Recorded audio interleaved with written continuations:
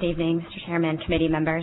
My name is Kristin Houlé. I'm the Executive Director of the Texas Coalition to Abolish the Death Penalty, testifying in support of House Bill 1703.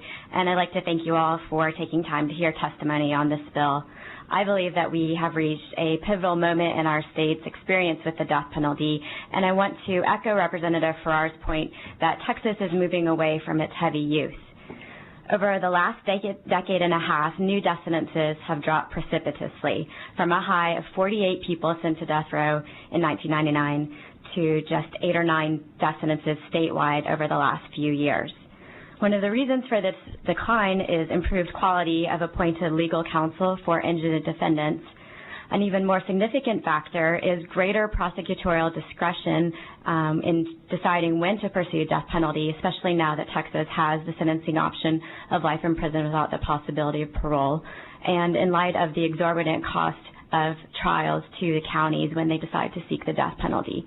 I think what this means is that many of those who are sitting on death row now would not be there today if they had been charged and convicted today, because the situation in our state has changed so much.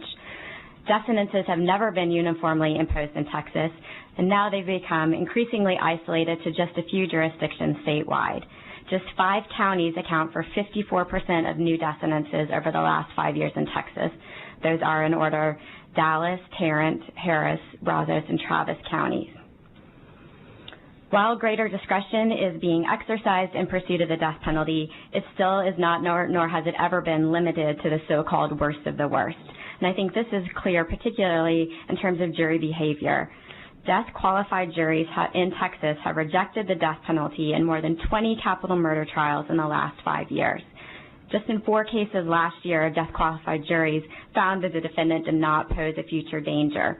And all of these trials occurred at great cost to those counties. Texas has a sentencing option that punishes those who are truly guilty of committing heinous crimes and protects society while also providing for the opportunity to correct mistakes. The death penalty is no longer the status quo in Texas, and you can hasten its demise by supporting House Bill 1703. Thank you.